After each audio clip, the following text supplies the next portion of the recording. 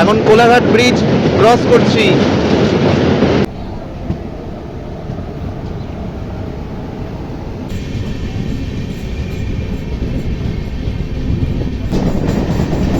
দেখুন মানুষ কেমন হুড়োহুড়ি করছে, দেখুন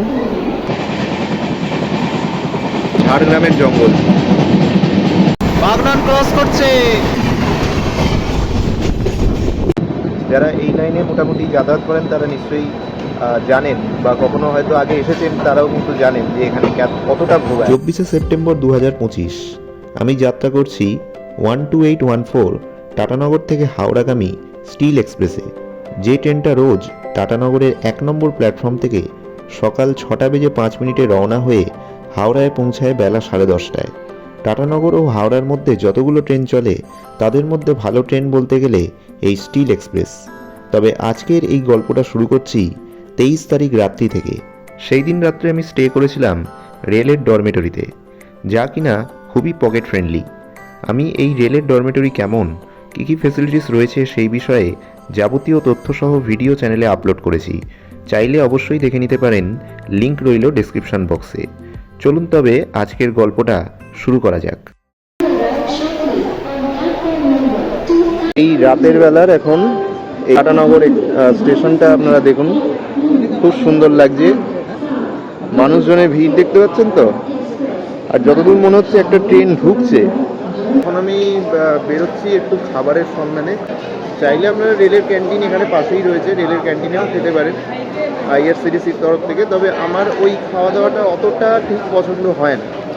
আর দুপুরের দিকে আমি খেতে গেছিলাম যখন, সেই ওই থালি সিস্টেম আপনারা নিশ্চয়ই জানেন, ভেজ থালি বা চিকেন থালি যদি আপনারা নেন, ওই ভাত দেয়, রুটি দেয়, তার সাথে তরকারি দেয়, 160 টাকা 180 টাকা এরকম যে ব্যাপারগুলো, ওইগুলো আমার ঠিক অতটা ভাল লাগে না। তাছাড়া আপনাদেরকে নিতে হবে চিকেন বিরিয়ানি 130 টাকা, যেটা আমি দুপুরবেলা তাই খেয়েছি, কারণ দুপুরে আমার অতটা টাইম ছিল না এইদিক ওদিক ঘুরে দেখার। তো এখন এই সন্ধেবেলা যেহেতু ফাঁকা আছি, সন্ধেবেলা দেখি বাইরে কোথায় খাবার দাবার পাওয়া যাচ্ছে। আর এই যে রেলের রিটায়ারিং রুম, এটা কিন্তু সব সময় অ্যাভেলেবেল খুব একটা পাওয়া যায় না, প্রচুর ক্রেজ। মানে এগুলো সেই পিএনআর যে নাম্বার দিয়ে তো বুক করতে হয়, আপনারা এমনি নর্মাল ঘরের মতন কিন্তু এসে ভাবছেন যে পেয়ে যাবেন, সেটা কিন্তু হবে না। অবশ্যই আপনাদের কাছে কোনো রিজার্ভেশন টিকিট থাকতে হবে, তার পিএনআর নাম্বার যেন থাকে। জেনারেল টিকিটে কিন্তু কোনো রকম রিজার্ভেশন হয় না। 5 নাম্বার প্ল্যাটফর্ম দিয়ে এখন একটা ট্রেন যাচ্ছে, ট্রেনটা কি এখন দেখব। টাটানগর টু বক্সার। আচ্ছা, আর যদি আপনাদের এই পিএনআর নাম্বার দিয়ে কী করে অনলাইনে রেলের ডরমেটরি বা রুম যা হোক, যদি আপনারা কী করে বুক করবেন সেটা জানতে চান, অবশ্যই কমেন্টে লিখে জানাবেন। আমি এই বিষয়ে একটা ভিডিও খুব শীঘ্রই নিয়ে চলে আসবো।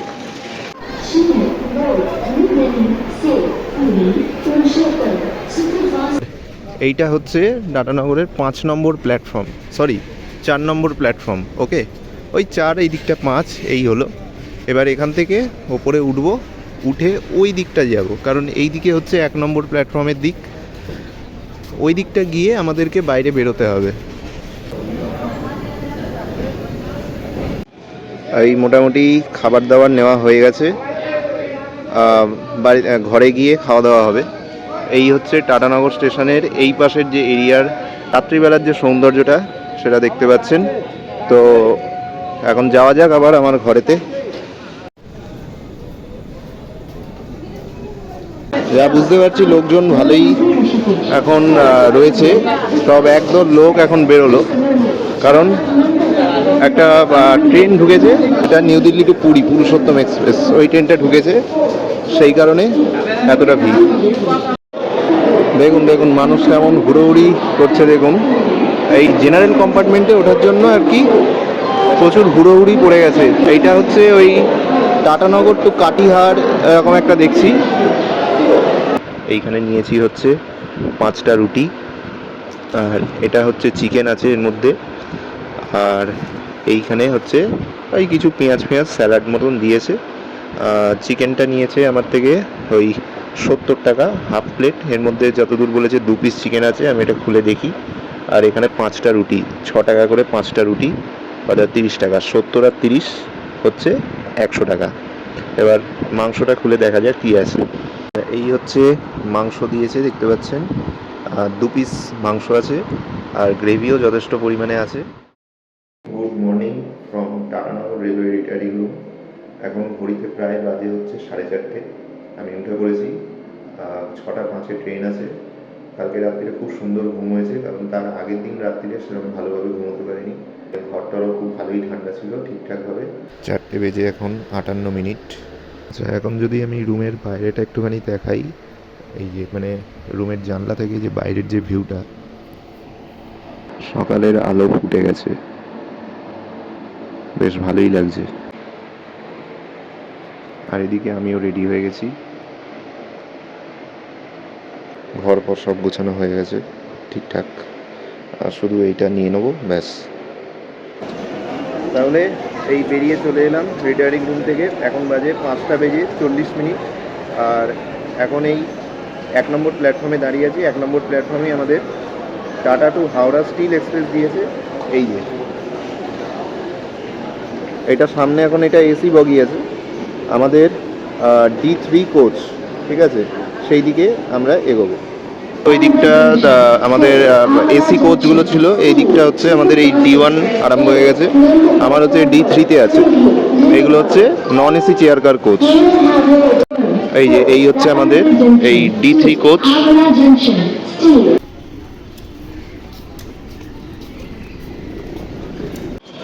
আর ওই দিকটা একটা মেমু দাঁড়িয়ে আছে। দেখতে দেখতে এখন আমরা D10-এ পৌঁছে গেছি। তো এখানে এমনি normal chair car, non AC chair car আছে হচ্ছে 10টা।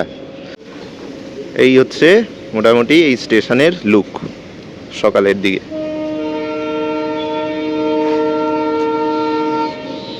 5:46 এখন সবে, 6:05 ট্রেন। এই হচ্ছে এখন আমাদের ট্রেনের একদম ফ্রন্ট সাইডটা, ইঞ্জিনটা। এই হলো স্টিল এক্সপ্রেস। আমাদের এই স্টিল এক্সপ্রেসে প্রথম দিকে 2টো জেনারেল কামরা, আবার শেষের দিকে 2টো জেনারেল কামরা, অর্থাৎ টোটাল 4টে জেনারেল কামরা আছে।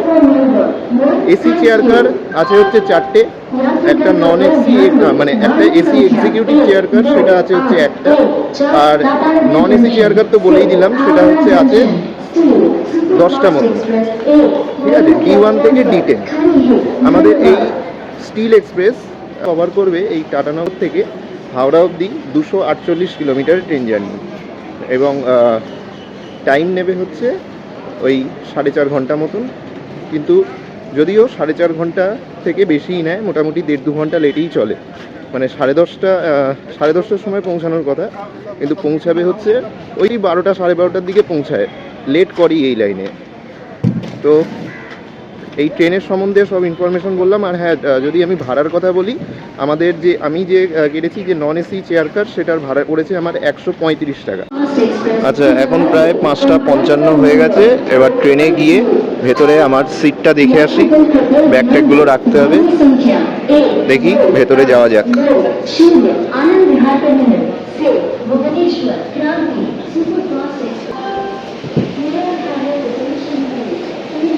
LHB রেকযুক্ত স্টিল এক্সপ্রেসের নন এসি চেয়ার কার কোচগুলোর প্রত্যেকটাতে 103টি করে সিট রয়েছে, যার মধ্যে আমার সিট পড়েছিল D3 কোচের মিডিলে 32 নম্বর সিট। আর এই হচ্ছে মোটামুটি কোচের লেআউট। আর এবার একটু ওয়াশরুমটা আপনাদেরকে দেখাচ্ছি, দেখুন। এই হচ্ছে আমাদের স্টিল এক্সপ্রেসের এসি নন এসি চেয়ার কারের যে ওয়াশরুমটা, এই মিরর রয়েছে, জল পড়ছে বেসিনে।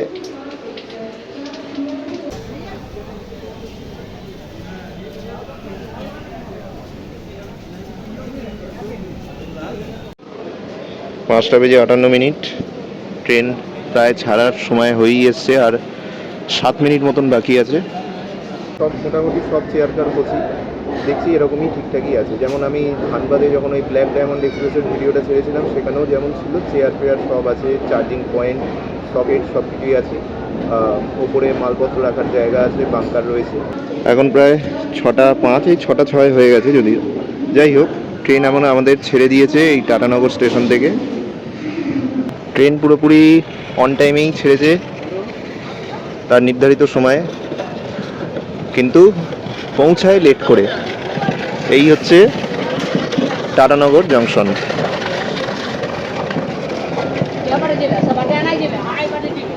Good bye Tatanagar.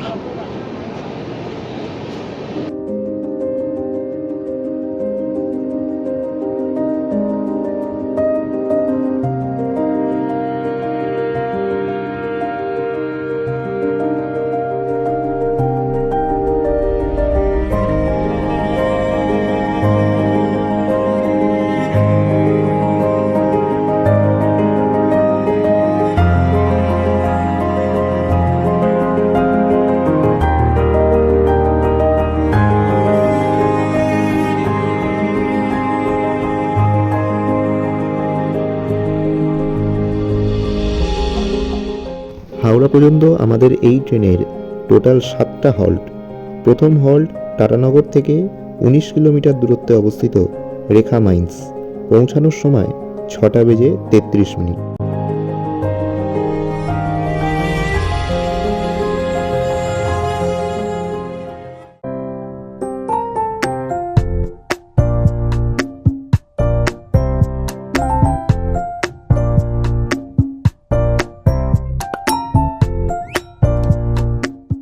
প্রথম হল্ট রাখা মাইন্সে এসে পৌঁছানোর কথা ছিল 6:33, এসছে 36-এ, ওই 3 মিনিট লেট চলছে। মোটামুটি এখন ঠিকঠাক আছে, এরপর যে কি হবে কিছু বলতে পারছি না। রাখা মাইন্সে এই ট্রেনের হল্ট হচ্ছে অনলি 2 মিনিটস। ওই পাশটা একটা মেমু দাঁড়িয়ে আছে, ছেড়ে দিল 6:38। তার প্রথম হল্ট এই রাখা মাইন্স থেকে 2 মিনিটই দাঁড়িয়েছে। এরপর আমাদের এই ট্রেনের হল্ট আছে, সেকেন্ড হল্ট হচ্ছে ঘাটশিলা।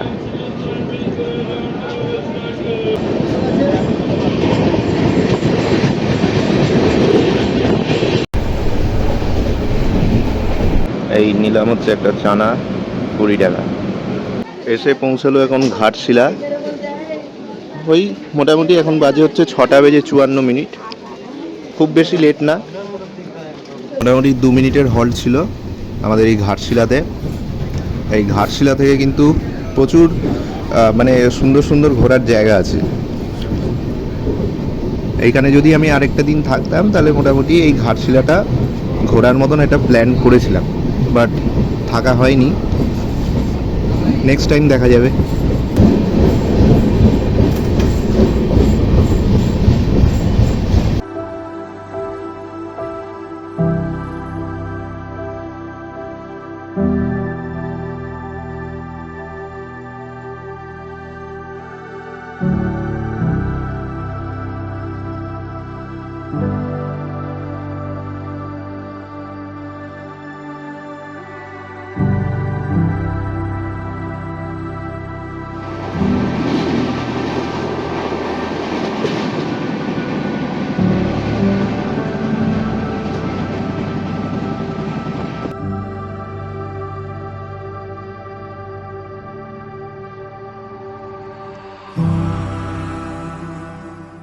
66 কিলোমিটার ট্রেন জার্নি শেষ করে এখন হচ্ছে আমাদের ট্রেন এসে পৌঁছেছে তার তৃতীয় হল্ট চাকুলিয়া। এই চাকুলিয়া হচ্ছে আমাদের এই ট্রেনের মানে ঝাড়খণ্ড ডিস্ট্রিক্টের মধ্যে যে লাস্ট স্টেশন সেটা। এরপরই আমাদের ট্রেন প্রবেশ করবে হচ্ছে আমাদের ওয়েস্ট বেঙ্গলে। এর পরের স্টপেজ হচ্ছে আমাদের ঝাড়গ্রাম। আর মোটামুটি ট্রেন এখন অন টাইমেই আছে। 7:10 এখানে পৌঁছানোর কথা, 7:10 পৌঁছানোর কথা, এসছে 7:15, অর্থাৎ 5 মিনিট মতন লেট। চাকুলিয়াতে আমাদের ট্রেনের হল্ট আছে অনলি 2 মিনিটস। অনেক মানুষজন কিন্তু নেমে গেলেন। ছেড়ে দিল চাকুলিয়া 7:17। ওই 2 মিনিট দাঁড়িয়ে সে আমাদের এই চাকুলিয়া।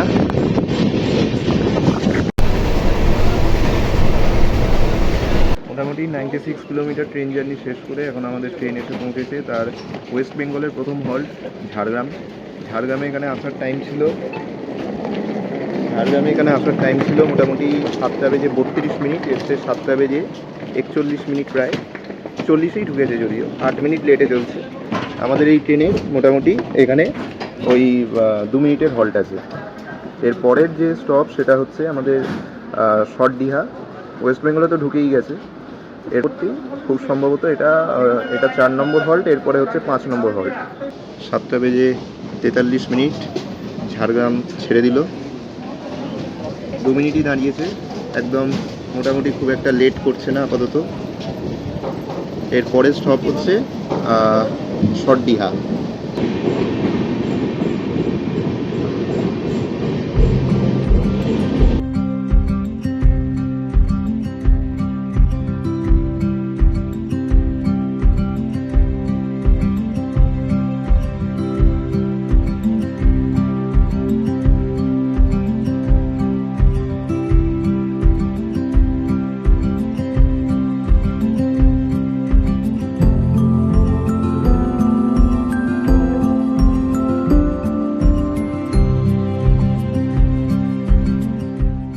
একশো 11 কিলোমিটার ট্রেন জার্নি শেষ, আর এখন আমাদের ট্রেন এসে পৌঁছেছে তার পঞ্চম হল্ট সরডিহাতে। এখানে আসার টাইম ছিল হচ্ছে 7:47, এসেছে 7:58, ওই প্রায় 10 মিনিট মতন লেট আছে। আর এখানে আমাদের 1 মিনিটের হল্ট আছে।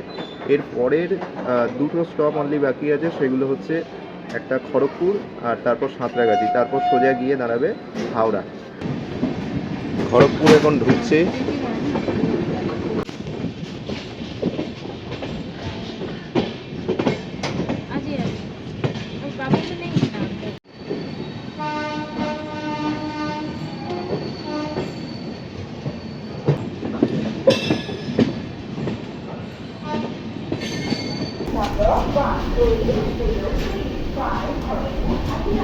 আমাদের এই train 133 kilometre train journey complete করে এসে পৌঁছালো তার ষষ্ঠ হল্ট, অর্থাৎ সেকেন্ড লাস্ট হল্ট আমাদের এই খড়গপুর।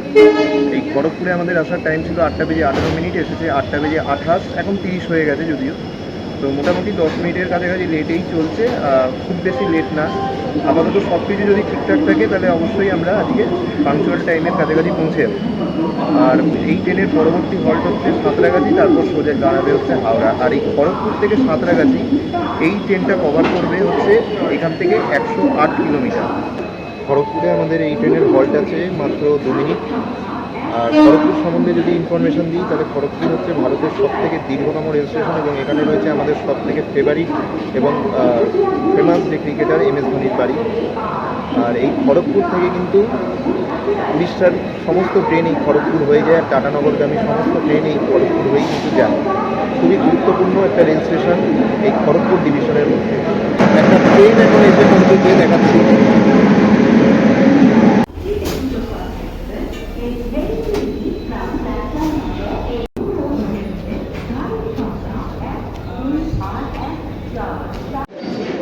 আটটা বেজে 37 খড়গপুর ছেড়ে দিল আমাদের ট্রেন।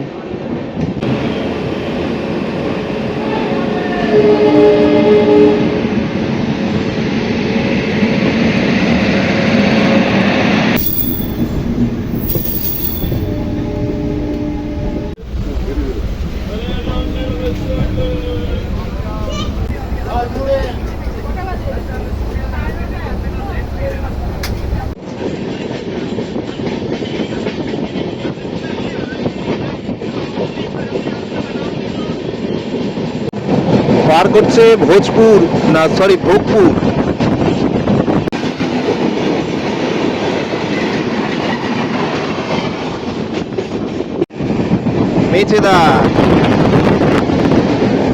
মেচেদা ক্রস করছে এখন।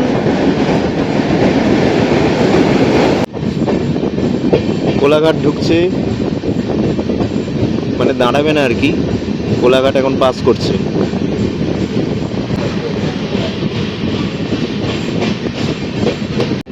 কোলাঘাট ব্রিজ।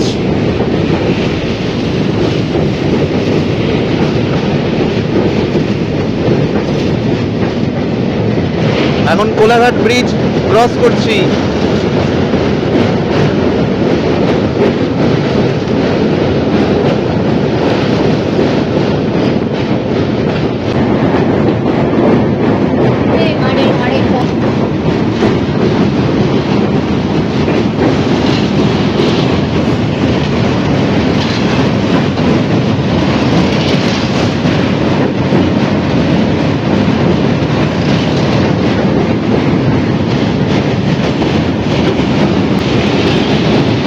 একটা লোকাল ট্রেন যাচ্ছে।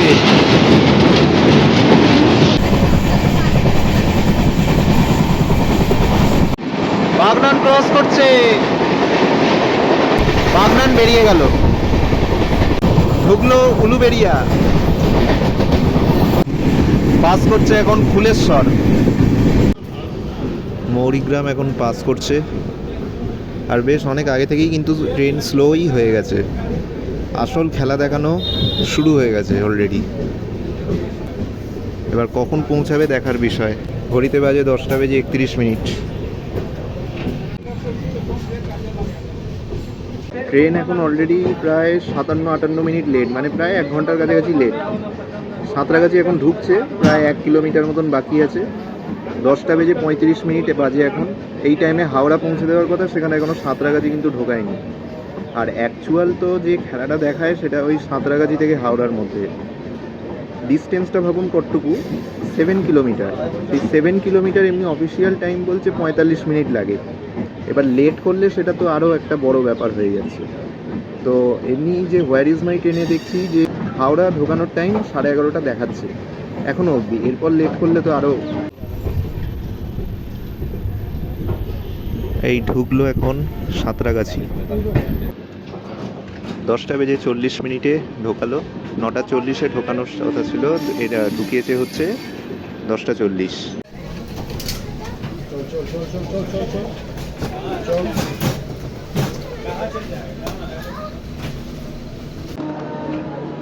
মোটামুটি অনেকেই নেমে গেলেন এই সাঁতরাগাছিতে।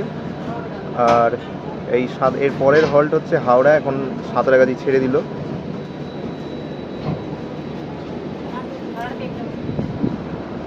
এরপর এখনও অবধি টাইম বলছে যে 1 ঘন্টা দেরিতে, অর্থাৎ 11:35-40 এরকম দেখাচ্ছে। দেখা যাক এইখান থেকে হাওড়া যে টাইমটা নেবে সেটাই ম্যাক্সিমাম টাইম নেবে। অথচ এইটুকু ডিস্টেন্স তবুও এতটা টাইম।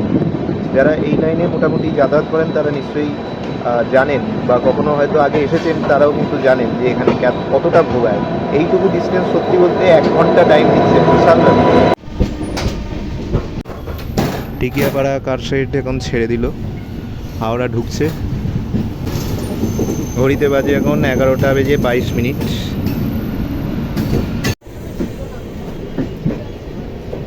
11:42। ট্রেন এখনও ঢুকছে আর কি। টিকিয়াপাড়াতে বেশ অনেকক্ষণই ট্রেন দাঁড়িয়ে ছিল, যার জন্য অনেকটা সময় লাগলো।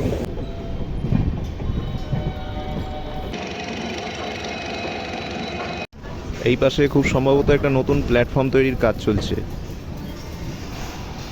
তাহলে বন্ধুরা, আমাদের train 12814 Tatanagar to Howrah steel express এসে পৌঁছালো তার গন্তব্য হাওড়া স্টেশনে। হাওড়াতে আমাদের এখানে আসার টাইম ছিল 10:35, আর ট্রেন এসে পৌঁছালো 11:38। প্রায় ওই 1 ঘন্টা 15 মিনিট মতন লেট। মোটামুটি ট্রেনটা ভালোই ছিল, শুধু ওই টিকিয়াপাড়ার ওই দিকটা ভুগিয়েছে, যেরকম অ্যাজ ইউজুয়াল ভোগায়। তো কেমন লাগলো আজকের ভিডিওটা আপনারা কমেন্ট করে জানাবেন। ভালো লাগলে অ্যাজ ইউজুয়াল ভিডিওটায় লাইক করে চ্যানেলটাকে সাবস্ক্রাইব করে দিয়ে পাশের বেল আইকন অন করে রাখবেন, আর ভিডিওটাকে ভালোভাবে সবার সাথে শেয়ার করে দেবেন। আপনাদের সাথে দেখা হচ্ছে আবারও একটা নতুন ভিডিও নিয়ে। ততক্ষণের জন্য বাই।